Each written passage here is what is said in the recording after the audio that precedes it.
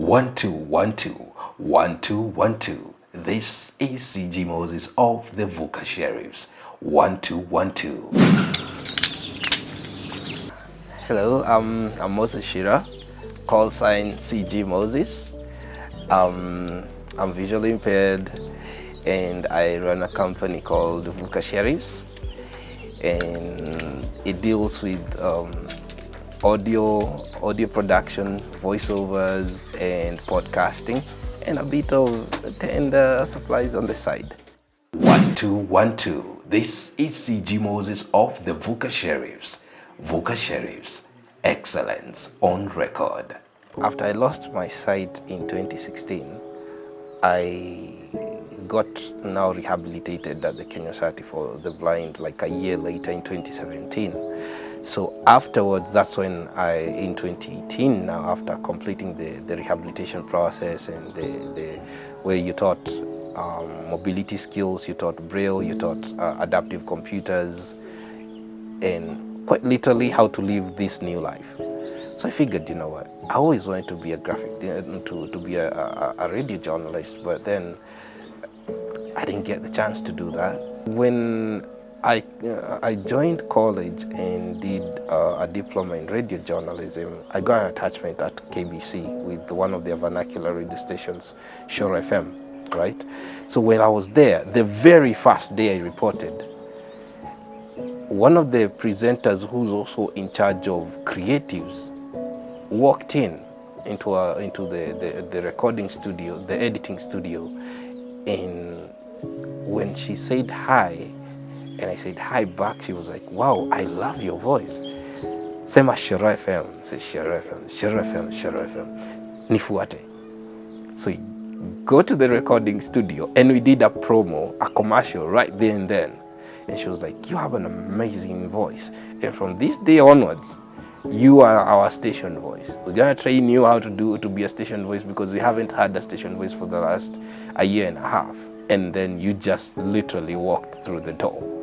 So when they trained me, because they trained me for about 6.5 months, and then COVID hit and we were all sent home. So when I'm at home, when I was at home, that's when it hit me, like, I have this skill, I can do voiceovers, sure thing, but, well, what do I do next? So I just started practicing, continued practicing, and I reconnected with a friend of mine from Kingston, Jamaica, who taught me how to do production, because I wasn't taught production even in school. They didn't have facilities or even softwares that were visually impaired friendly for me to do production. So he taught me the basics and I continued excelling. So that's when I started doing voiceovers. Actually, when I started doing now my own voiceovers, I used to do them with a pair of headsets and a mouthpiece. And guys started liking them, and I realized, wait a minute, I could make some money out of this. So when I started now doing voiceovers from a commercial point of view, that's when I started encountering the cases of, you know, and I just kind of gave up on even registering it from registering a business, because I didn't see it even becoming something viable. So I just used to do it out of passion.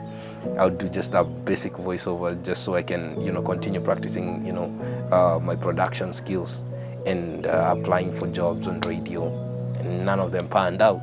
I've walked into interviews, and the moment they see me with a cane, I'm already disqualified. I remember this one place I walked in and I was like, and they told me, no, hatuchukui watu wako na miti. And I'm like, but it's all about my voice, not my cane.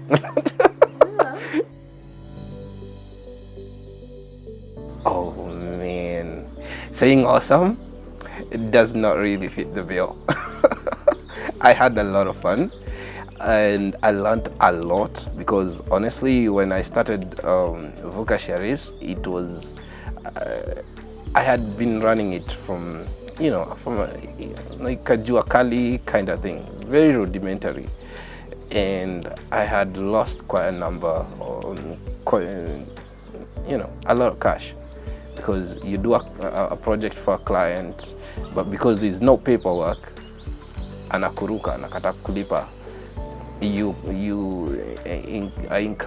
I had incurred incidences where I do a project, a voiceover project for someone, and then they're like, mi siwezi lipa kipofu.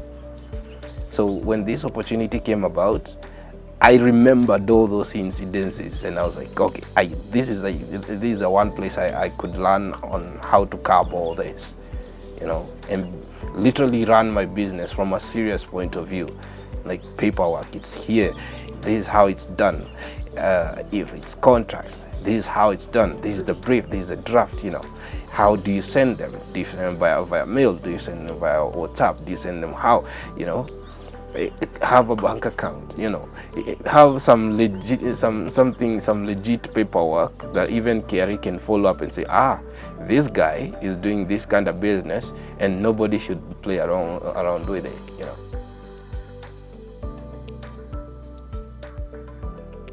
The first few classes got me even shocked. My business didn't have a Chiira pin. I didn't know that. So I quickly went and registered, a Chiira pin for it. And then now came the contracts, and I have to admit, ever since I learned how this paperwork, gets done, things have been kind of actually opening up for me. Like for instance, I got contacted the other day because there's this class we underwent about digital marketing. So I opened up a WhatsApp business on my phone, and I set up all the Vuka Sherifs details and everything, the credentials. I uploaded the links to my podcast, and also to a SoundCloud link to my voiceovers. And kumbe someone was actually listening. When I posted on my status, he shared it with someone, a friend of a friend. Kidogo I got a call. We've been trying to we're this company, we've been trying to run a podcast, and we have no idea, and yet here you are on your episode 9. Could you help us out? And while we are discussing that, it occurred to them that they don't have a brand rep. And they're like, okay, since you'll be helping us with the podcast, can you also do this? I'm like, yeah. So we're in the process as we speak. So I feel pretty awesome, and I'm thankful, because without those classes, I don't think I could have even handled myself that way. The one thing I actually learned is, us being impaired, it's just that. The world out there doesn't know us. We need to put ourselves out there. Show the people not who we are, but what we can do. Vuka Sherifs, excellence on record. CG Moses, the voice at your service.